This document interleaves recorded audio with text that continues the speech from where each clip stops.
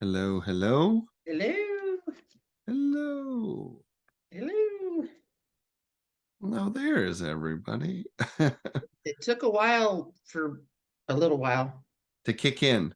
Yeah, I know. Mine did actually on my side too. A little bit of a lag there. that's how you Canadians are. Well, I suppose. Although this is hosted by an American company. Well, there you have it. Well, there you have it. Those Americans. Who could trust Yeah, those Americans. them? Well, Happy New Year, one and all. I think I've we've all met each other almost. Tina, have you joined us before? No, I don't think so. You look new. Oh, why don't you unmute yourself and say something if you like? You're almost there. Not yet. Hi, can you hear me? Yes. Hi, can you hear me? I Yeah. am new. I just signed up for the Conscious Creator about a month ago, and I've followed Humanity's Free Things for like over a year and a half, and now I finally have joined. So I've been like in and out whenever I can to as much as I can. Great. Well, welcome to this. Thank Uh, you. I always do hopefully a short review of what this every week because we always have someone new popping in, and then we have regulars too.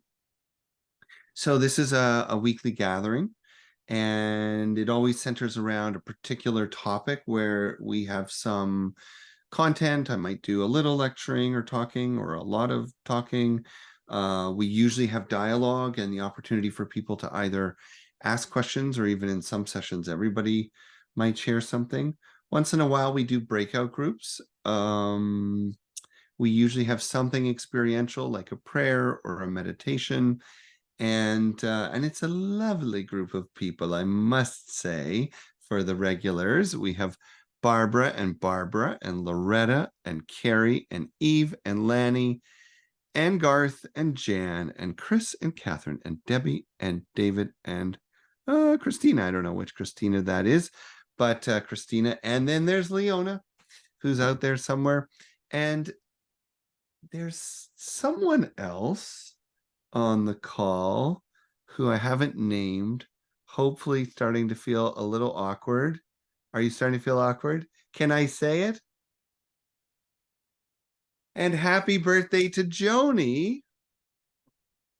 Happy birthday.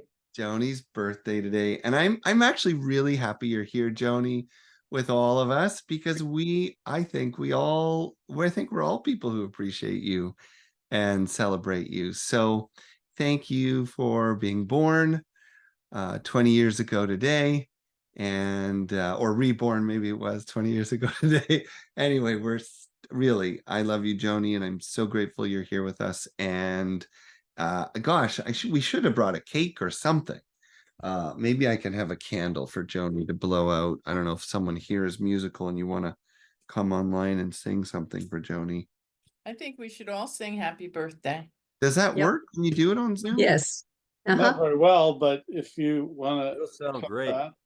All right. Okay. Here's your birthday candle, Joni. We're going to sing happy birthday as best we can online. And then when it's over, you're going to blow this out and I'll make sure it's extinguished. Some people All have right. to unmute. Yes. So very good. Happy Lead us. birthday to you. Happy birthday to you. Happy Happy birthday, dear dear Joni Joni. online. Happy Happy birthday birthday To to you. All right, make a wish. Yay. Oh, you got it. You went out. Well, on that note, let's just dive in.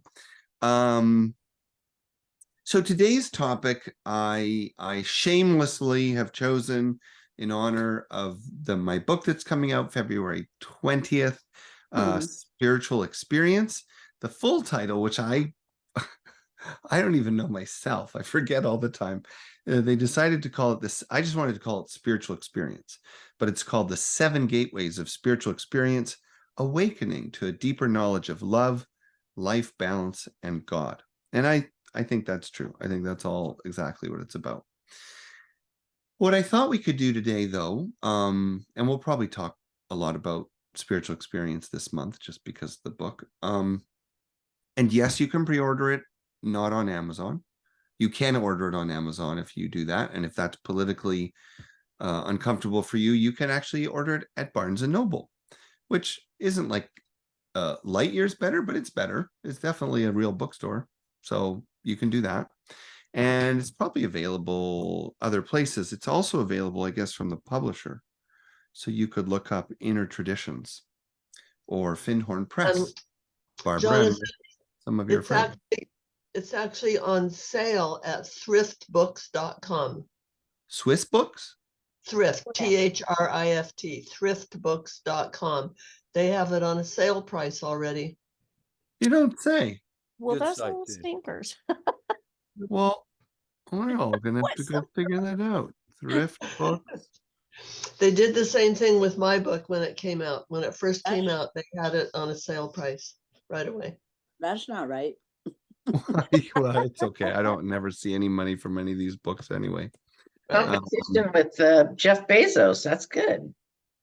All right. Oh my gosh. Look at that. You can get Return to the Sacred for $7. And the new book for $16.50. All right. Well, thank you, Jan. Oh, look at that. All my books are there. That's really weird. Okay.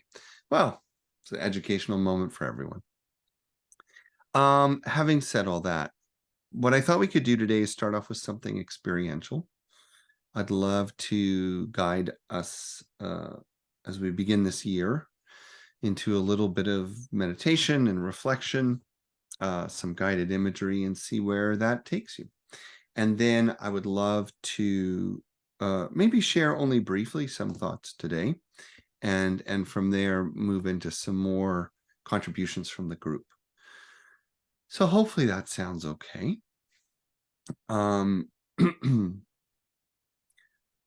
Joni, since it's your birthday, before we begin, do you have any special requests today?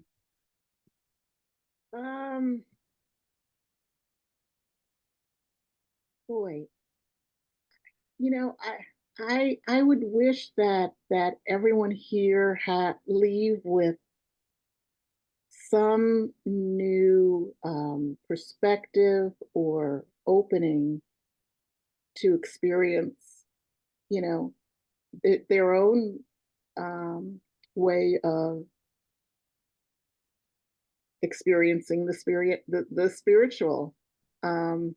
That it's not one entry point and one exit point. Yeah, that's it. All right. Well, I think we'll definitely talk about that. And I have a poem in honor of Joni for our closing. On that note, I'm going to invite you wherever you are, whatever you're doing, to take a moment. And if you're comfortable, to close your eyes, because the rest of us are going to be doing that. So it'd be a little weird if you don't, but that's fine. So I'm going to encourage you to sit comfortably but alert. And begin by just taking a few deep breaths, sort of like a sigh, if you will, kind of a breath in and just kind of let it go. Do that a few times. Feel yourself settling in. Get comfortable. And immediately feel the way your body responds, your mind, your heart. Just notice stillness growing around you, silence growing within you. And then we're going to take a nice breath in through the nose, deep breath. And then I'm going to ask you to hold that for a moment, maybe count to 4. And then breathing out as long as you possibly can.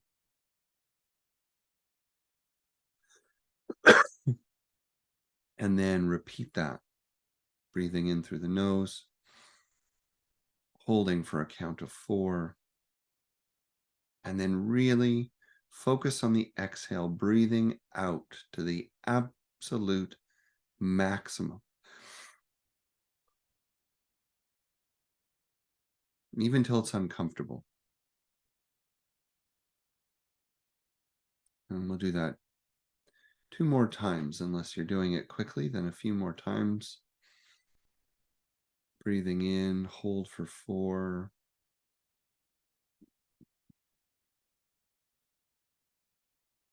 Long, long exhale.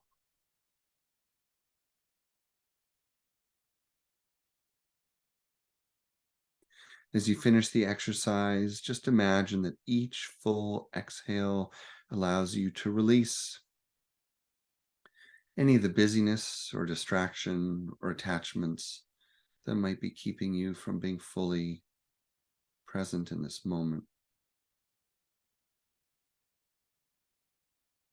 Notice the stillness growing around you, the silence growing inside you.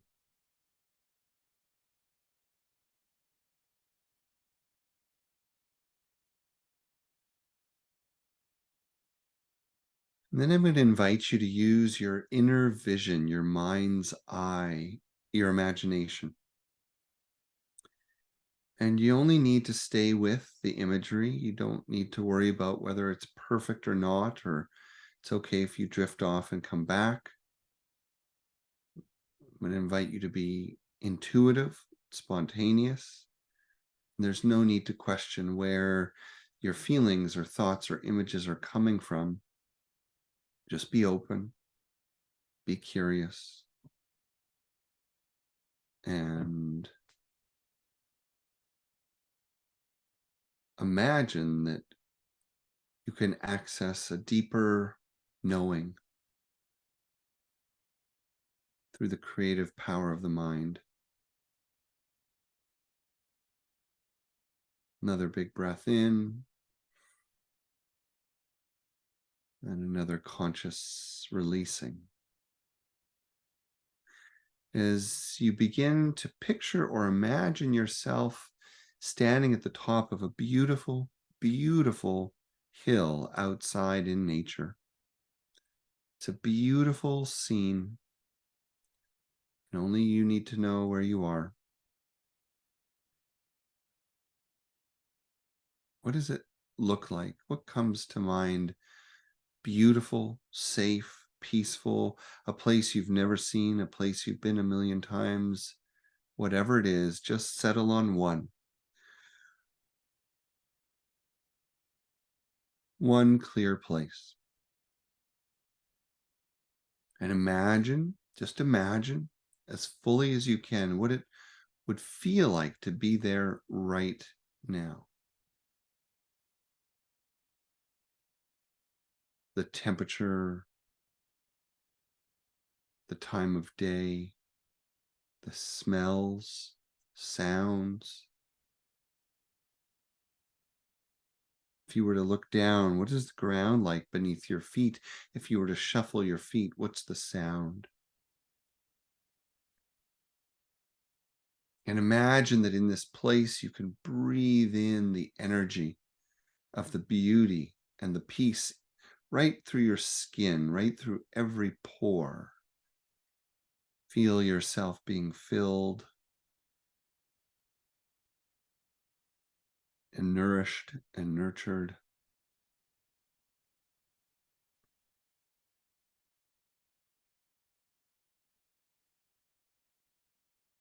And then noticing the landscape around you.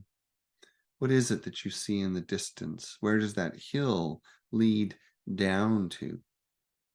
And can you find a trail or a path or stairs that take you down? And regardless of what's going on in your life right now or your sense of mobility, you find a path, you find a trail, and you move almost as if floating down, down, down, one step at a time. Picture this place as you move down, down this trail or path, down the stairway, whatever it is, down you go. And as you move down, you feel more relaxed. You feel immersed. You feel more present. And you see the landscape change as your perspective changes. Down you go. And a bird catches your attention in the not too distant path ahead. Just notice what that bird is or like or looks like or sounds like. Could be tiny, ordinary, extraordinary, large, whatever. Just notice what it is, because it's moving away from you as though it wanted you to follow. See yourself, picture yourself moving down that trail or path as you follow the bird.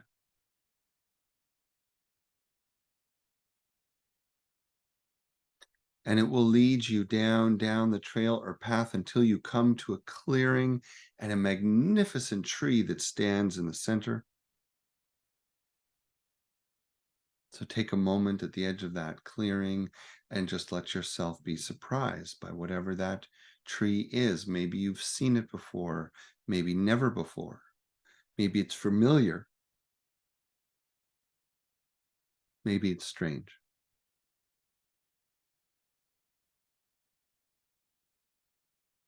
And you notice the bird still moving around. And this bird that guided you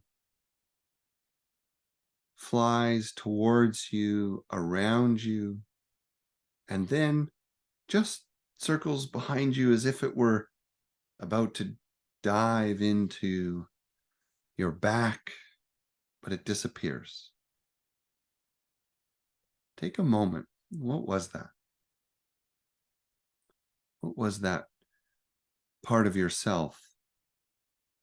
Is there something that bird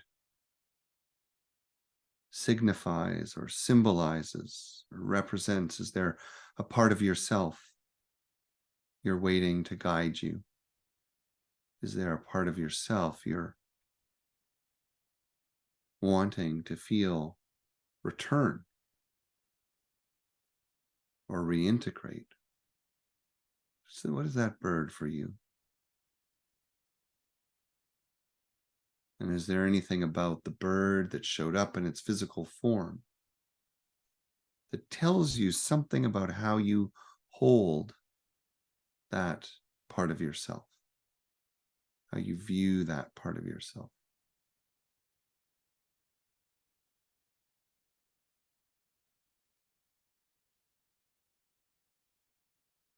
And then when you're ready, turning your attention to the tree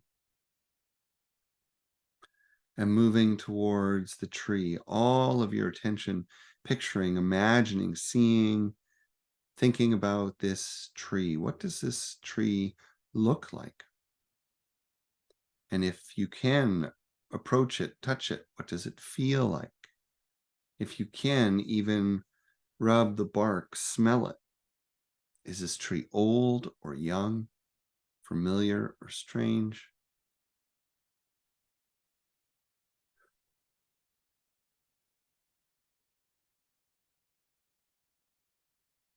Find your own way to connect with the tree.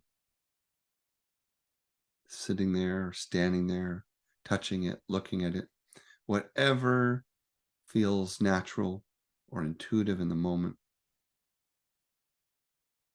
As this enduring being draws life force from the earth below and the sky above and emanates a loving, healing energy, and you feel that distinctly healing energy. And you give yourself this moment just to feel and receive what is the healing energy that you need most right now. Maybe you feel it in the transmission from the tree, or maybe this is like a dialogue with the tree. Maybe the tree awakens a realization. What is the healing energy that you need right now? Is it forgiveness? Is it patience? Is it engagement? Is it rest? Is it self-love, endurance? What is the healing energy of this tree? What is the healing energy that you are aware you need most right now? Breathe that in.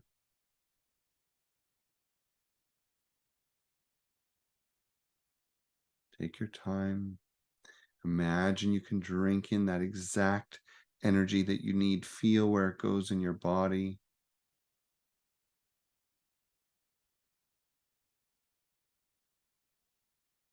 And then finally, sensing, imagining it's time to move on from the tree, and you turn your attention upward. And as you look up, look way, way up, beyond the tree to the sky, you find that what you look at way up, as high as you can, becomes a kind of gravity that pulls you. Your awareness suddenly leaps up and out and up, and it's flying free. Free like the bird, free like the light, this energy. Your awareness travels up the tree, up, up, up, beyond the tree, up, floating, flying, up through the sky, up, up, up towards the atmosphere and beyond.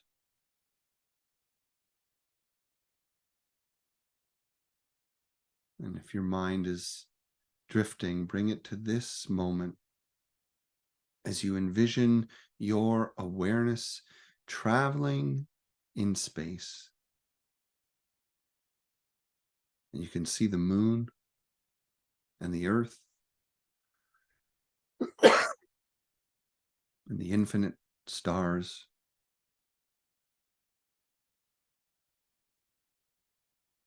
Just notice what you can see and feel. Notice what it's like to witness the endless expanse.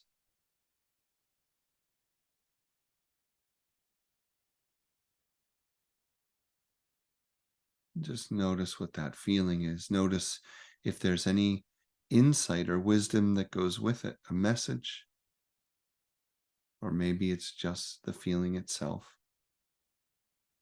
As you see the earth, its magnificent colors slowly turning,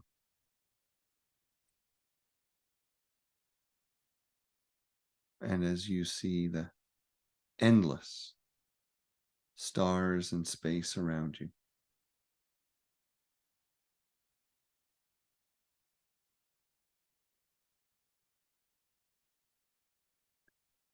And when you're ready, breathing it all in, allowing your inner vision to fade to darkness. Darkness inside darkness, absorbing this vastness of space. Becoming more and more aware of your body and your breath and our time together here. And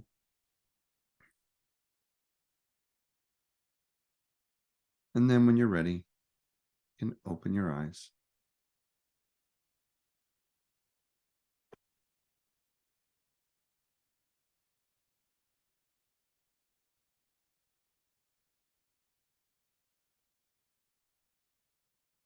So while you take a moment to sort of absorb that, and certainly if you want to make a note, you're welcome to do that.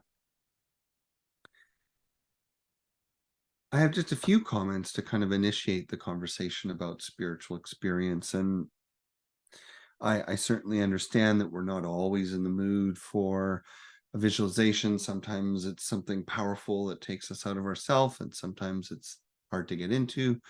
That's all normal. But one of the things that I find fascinating about human knowledge and understanding is that when it comes to the material world, facts and information, we have accelerated what we know and how we know at an extraordinary rate. Now, it wasn't that long ago, and I don't exactly remember the statistic, but let's say something like 100 years ago, we reached a point where everything that we previously knew had doubled. Like all our knowledge of the world had doubled, and that had taken about the previous 250 years, something like that, leading up to about 100 years ago. And yet, after the First World War, with increasing speed, the time at which with which we double our knowledge and information has accelerated. Today, it is estimated that human knowledge doubles about every day. And some scientists believe even every 12 hours, which is extraordinary. But if you include the volume of science that's being done and artificial intelligence and the power of computations today, it's amazing. Now, what does that have to do with talking to a tree or feeling the energy of a bird? Well,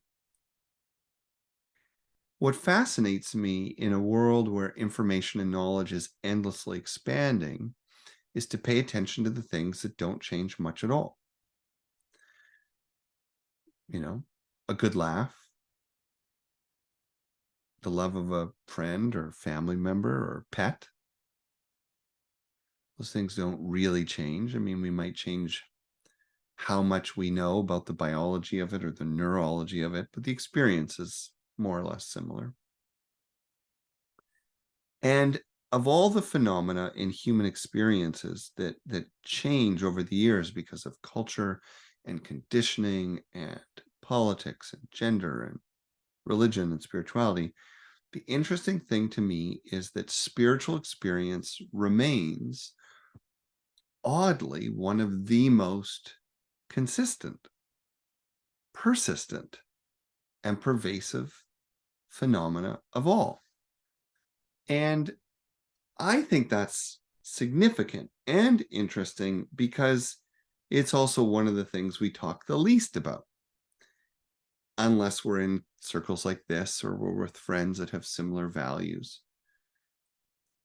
If we look at the earliest cultures, and I mean 60,000 years ago, the earliest artifacts, the earliest artwork, we see very, very, very clear evidence that human beings were in a dynamic relationship with a spiritual world. We see very clear evidence that people were both having what we would just generally call spiritual experiences, and as such believed in the world of spiritual experience. We see it on cave walls. We see it on Egyptian tombs. We see it in everywhere. Every dynasty, every empire, everywhere. Spiritual experience plays a significant factor. And even though over time, the ideas about who's entitled to spiritual experience may have changed, as it kind of got narrower and narrow in the Judeo-Christian world, and well, it's for the priests and not for the commoners and so on, it didn't change the fact that those experiences were informing everyday life, right? And then we end up with our world's traditions because Muhammad had a spiritual experience, because Jesus had a spiritual experience, because Moses had a spiritual experience, because you name it, Confucius, Lao Tzu, Gandhi, and these are just the dudes. Of course, there were men and women, people of all genders have been having profound spiritual experiences and taking those experiences back to their families, their healing traditions, their healing work, shamans, witches, you know, all these manners of ways that we dialogue with energy and spirit and spirits and God and all the above. And the funny thing is that even though the religiosity of our spiritual experiences seems to be possibly less today, the prevalence and significance is no less. If you talk to the most influential scientists or business leaders or even artists, musicians, you will still find as much today as ever that people will say that some of their most profound insights just, quote, fell in their lap, came to them suddenly, not while they were adding up equations, but while they were sleeping, while they were listening to music, while they were dreaming. In fact, some of Einstein's greatest contributions to science came in dreams. So spiritual experiences matter.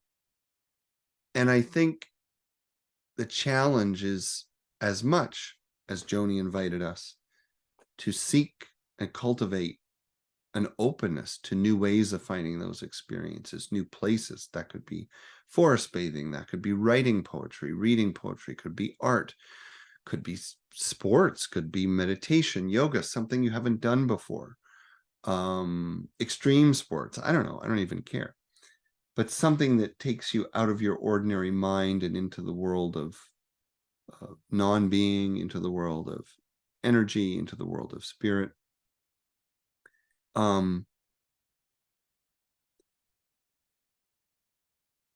So as much as we need to cultivate those experiences and pathways, I think it's also important that we just cultivate a growing comfort with the experiences themselves, so that when you find that you pull into a parking lot and there is a curious license plate in front of you that oddly has a number or a word that just seems planted there for you, or the bumper sticker feels like it's for you, or you're drifting off to sleep and you feel like someone spoke to you, but of course no one did.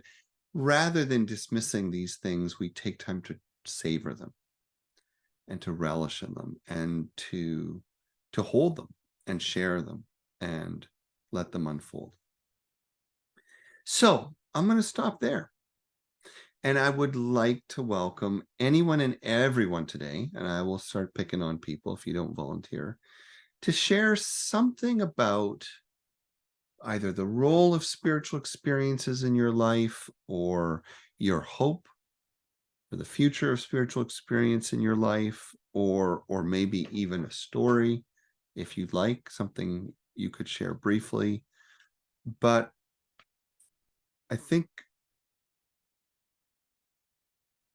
the question is,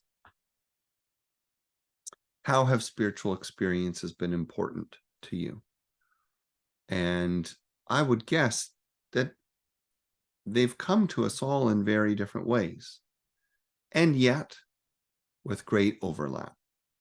Some of us are the feelers, and some of us are the seers, and some of us are the gut feelers.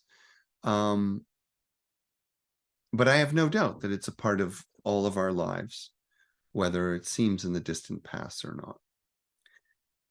So who wants to be brave and just speak up on the topic? You can share something that answers my question about how spiritual experiences have been an important part of your life, or you can go in a new direction, or you can ask a question, or you can share something related but headed somewhere else. That's all fine. And I'm already ready to pick someone. So if you'd like to jump in, just unmute yourself and lean forward. Jan. So based on the example that you gave of the license plate, Yeah. I in the past would not have called that a spiritual experience. I call it synchronicity. So are you calling synchronicity a spiritual experience? I'm so glad you asked that. So in the book, The Seven Gates of Spiritual Experience, which only suggests that there are many, many, many ways there, but I think there are 7 that seem pretty persistent. And the first one, I just blanked on what I even call it. I can't remember. I think it's ordinary magic. The first one, yeah, it is to call that a spiritual experience. And the idea for me, and you see, you don't have anyone, no one has to agree, but the idea is that there's these kind of unexplainable synchronicities that can have profound meaning. And we may appreciate them like, oh, that's like a nod from the universe, or that's a confirming coincidence. But to me, a nod from the universe, that's as spiritual as a glimpse of nirvana. Because what it's unconsciously suggesting is that the universe is participating in our everyday life. And I would say that's spiritual. And if you don't see it that way, not you, Jan, specifically, but just broadly, if a person is to say, well, that's just the mind, piecing together signs and symbols to clarify one's intuition or one's gut feeling, or, well, fine. That's also amazing, right? If we can read the world around us like a sacred text that's giving us clues and cues and signs and confirmations, I would say that's profoundly spiritual. That's a way of saying that life is full of meaning if only we practice looking more clearly. So, short answer, yes. So in that case, my whole life has been based on spiritual experiences. Right. And just an example that comes to my mind was meeting you, Jonathan. Right. So in our church in Sacramento, we do something called Faith in Action, where we all read the same book and we have discussions of them. So we read your Return to the Sacred Book. And I said, I want to meet Jonathan Ellerby. And so I looked for you and I found you and had you come speak at one of my conferences, and we connected and we immediately created a retreat in Mexico, because you were working in Mexico then. And at that retreat, Carrie and I, who had been friends, but we connected in a different way, and now we're best friends. And when I followed the path of that, there were a million synchronicities that happened to make that all happen. But that's, I mean, I could tell a million stories about that. That's the story of my life. Yes. And to me, that's the beauty that's the beauty of the conversation that chooses to name it as spiritual, because it means that there is no separation, right? That at least in my worldview, and I think it's true for you and many people here, that the spiritual and the mundane are united. They're constantly in dialogue. Now, a quick sort of academic point, and then let's get another view or comment or question. Maybe Ethan was pointing at this a little bit. He made a comment about religion. I think one of the challenges is that in religions more what I would call pure intention to support and foster spiritual connection and spiritual growth and spiritual knowledge, it too often, and I'm not going to say always, I think we have to be careful, but too often becomes corrupted by human limitations. And then what happens is it's, you can't do this practice, you have to do that practice. And if you get the wisdom through this way, it's wrong. And if you get it through that way, it's right.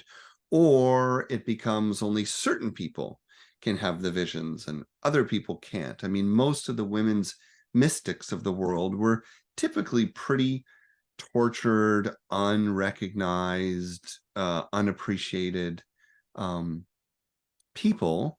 And then later we found their writings, and we just, you know, Hildegard of Bingen, for example, is one of my favorites, or Lala from sort of the Middle East, India area.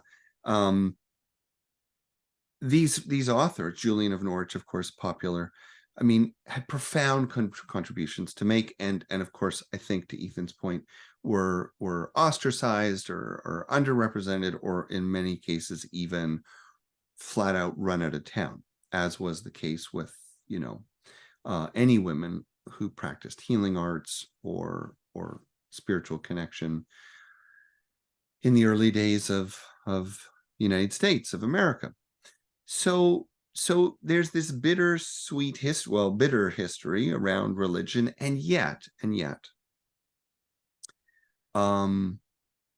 these traditions have also been the reservoirs of practice and the institutions that have protected spiritual practices and traditions. Because the truth is, if we didn't have those traditions, probably the material world of science and greed and progress would have made a far greater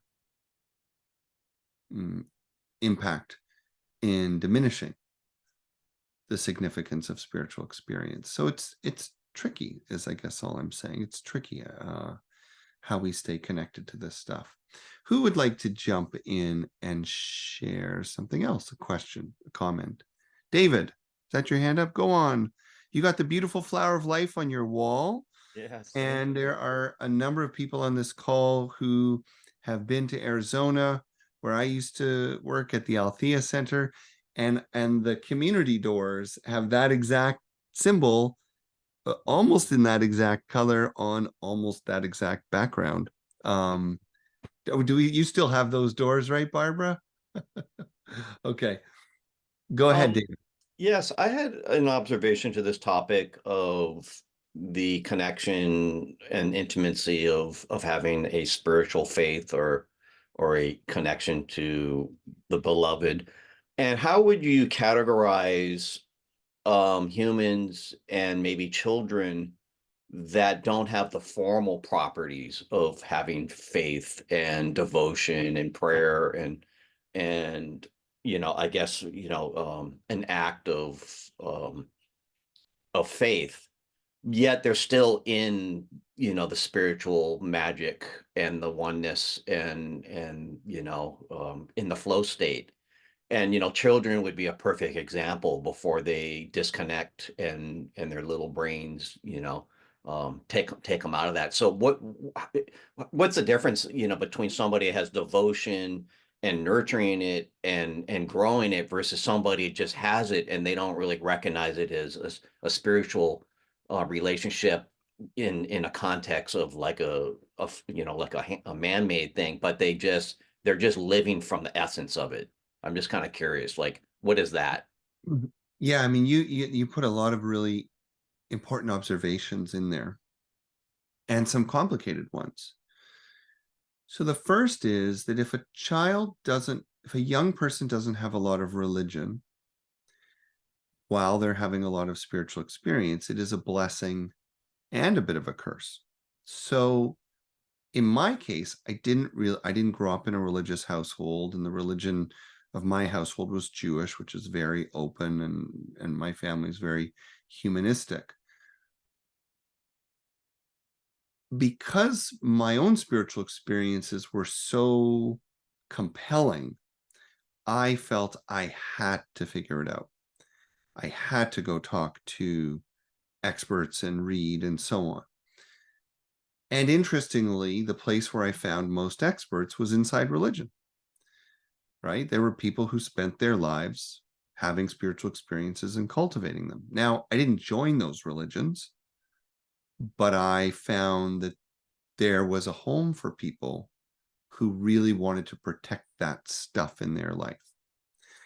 I have also found that many people who had profound spiritual experiences as children who didn't have religious backgrounds often lost it because there was no language for it. There was no safe place to talk about it. there was nowhere to normalize it. And even though it's true, we hear a lot about how, you know, religion can kind of crush spirituality, ironically. I will admit that I've actually heard of a lot of the opposite, which is I've heard a lot of people who, frankly, may have moved on to be more spiritual than religious in the end, but who've told me stories about how if they hadn't been going to church or synagogue or mosque or Christian Science or whatever it was, that they probably wouldn't have been able to savor and really cherish their spiritual awareness, because as you also pointed out, as the child's mind grows, as we individuate and we go through puberty and our priorities start to change, if there's nothing to hold space and time for cultivating spiritual growth, very often it just goes away. And I would say that's the case for many, many people, including people who have religious backgrounds. You become interested in defining yourself in the world. Then it's a question of career, maybe partnership, things like that. And the next thing you know, you're kind of like 40 something, and it's like, whoa, what just happened to me? I think I need to get spiritual again, right? And then the next 40 years is like reclaiming it all. But I believe it's built like that, you know. And the only thing I'll conclude with is, I think I've already illustrated, there's no simple pattern, because we see naturally spiritual people who have enough conviction and experience that they can stay grounded, independent of a community or a practice or a teacher, but it's rare. On the other hand, it's also rare that people who have a community, a practice, and a teacher don't just turn it into another human shtick, if you know what I mean. Like we can turn any spiritual setting into a social scene or a pickup joint or whatever, right? That could be a yoga studio, a sweat lodge, a church, and so on. So the only common denominator is, let's end with this, that a lack of self-awareness or healing can lead to people fucking up just about anything. On the other hand, the strength of spiritual experience, if pursued or if renewed or if returned to, can allow people to heal beyond just about anything. And that includes trauma and violence, and that includes betrayal. So that's the mystery, right? Human beings are capable of the most horrific and the most beautiful things. And I think spiritual experiences keep us connected to what some would call the good, the true, and the beautiful. Let's hope. Somebody else who'd like to jump in, maybe a thought wandering you through your head, something you want to challenge or invite or ask. We have a little more time. I'm gonna, Barbara, I want to pick on you for a second, if I could. Barbara's done some really interesting exploring in the world of spirituality, including time in India with the oneness movement, which is about cultivating a kind of spiritual experience and transmitting it, and a relationship with Finhorn and related communities. Very different though, right? Very different than India. And then also in more, I mean, not that Althea is conventional, but in more conventional sort of, I'd say, church-like settings. And I wonder if you have any thoughts with these three very, one's very Eastern, one's pretty earthy, and the other's kind of a little more conventional. I wonder if you have any interesting thoughts coming to mind about where you find spiritual experience most, or how you see it differently in the different settings you've explored. Well, what always comes to mind with this is how each one of them is so informative for me and works together, and on some levels is saying the same thing. So oneness is a big thing, and oneness pervades all three of those in some way. And in the Findhorn stuff, I get a lot of the subtle realms. And so it's talking about and getting a relationship with the she, with the overlighting angel of the land, of the devas, of the flowers and the trees, that kind of thing. And with India, it's definitely, I mean, I went to Oneness University. It's oneness, oneness, oneness. And that is with Althea too. It's based on one of the New Thought religions, divine science. And that's it. And it's making a connection with the divine. And so if you make a connection with the divine, the stronger it becomes, the more you have access to. And so what I find in my life now is all of a sudden, I know what that person's going to say. All of a sudden, I feel like, oh, wow, I haven't heard from them in a long time, and they call. You know, those kinds of things that we hear about, but they happen, and I notice them, and I'm grateful because it's fun, for one thing. And but it just shows me that divine presence, that unified consciousness, that all it is present always around me and in me. And so I love it. And I love hearing about other people's experiences and reading poems that, thank you, Joni, that kind of highlight that kind of thing from somebody else's perspective. I love to do the readings at Althea, you know. Yeah, so it's just always there. And it's just, I really love that I'm more and more noticing it, and how much the divine is so present in my life. Thank you. That was as helpful as I had hoped. So one of the things I want to highlight that Barbara pointed out is in terms of traditions. So let's maybe move away from religion versus spirituality and just say that in cultivating our own growth, it helps to have either a practice that we can go back to again and again, or a teacher that we can go back to again and again, or a philosophy that we can go back to again and again. I really believe that we at least need one of those three. So you could kind of be a self-proclaimed whatever, Buddhist, for example, and not have a specific teacher or practice, but you kind of immerse yourself in that material. Or you could be maybe not committed to a particular philosophy or teacher, but you do have a meditation practice every day, or a prayer practice every day, or whatever.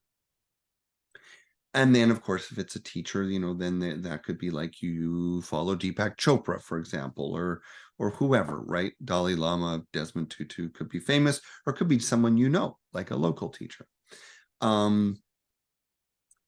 But what those things have in common is they create some consistent reference point, and they create some container. Now, the challenge, which Barbara has dealt with very well, is that they're all going to have limits, of course.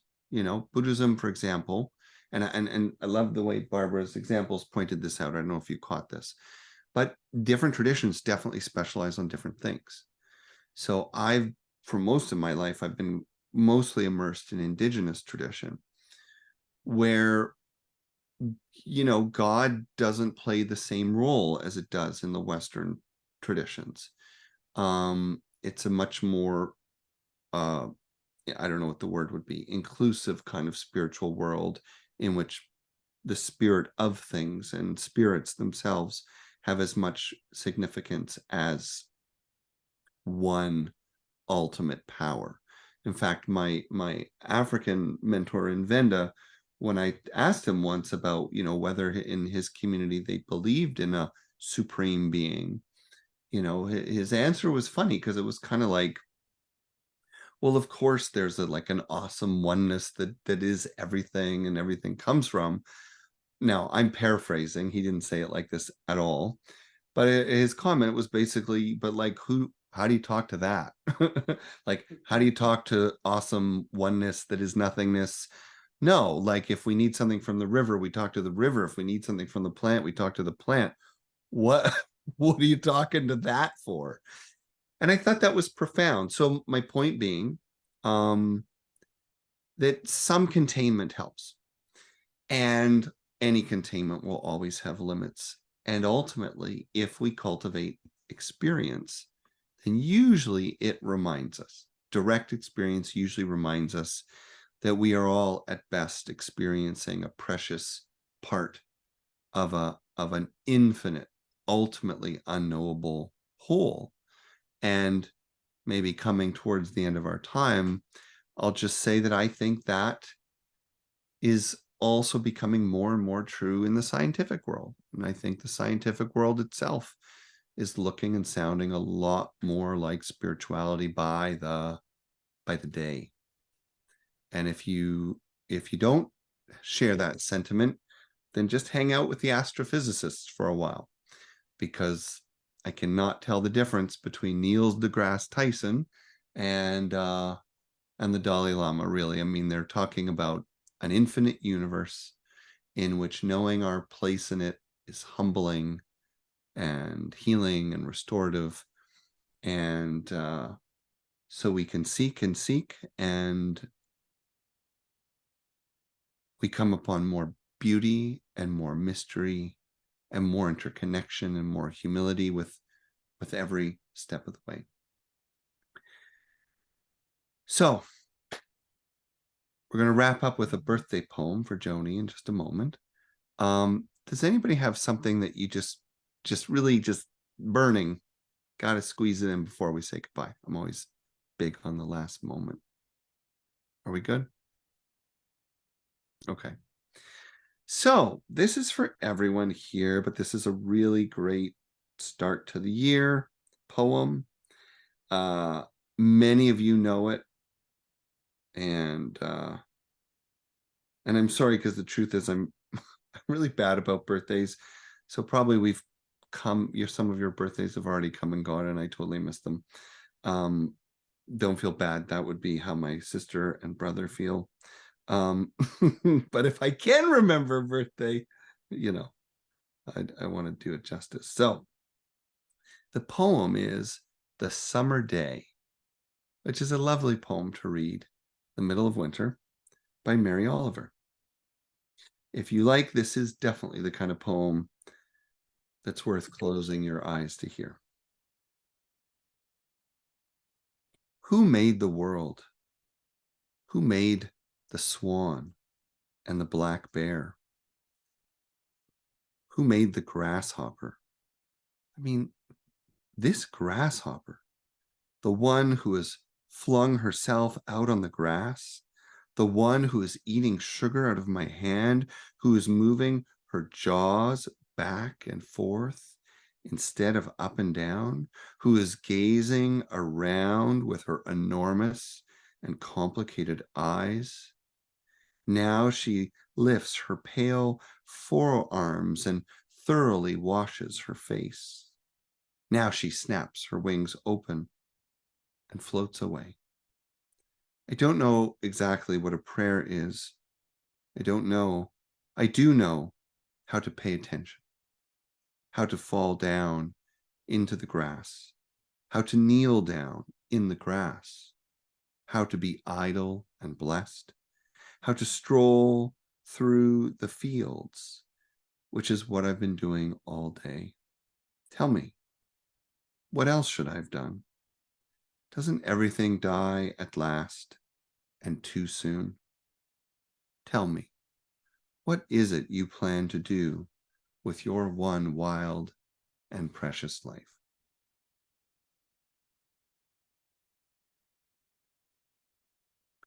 With that, my dear friends, thank you for joining me. We will be back here next week. And until then, take care. We'll see you soon. Thank you. Thank All you. right. Happy New Year. Happy Bye-bye. New Year. Happy New Year.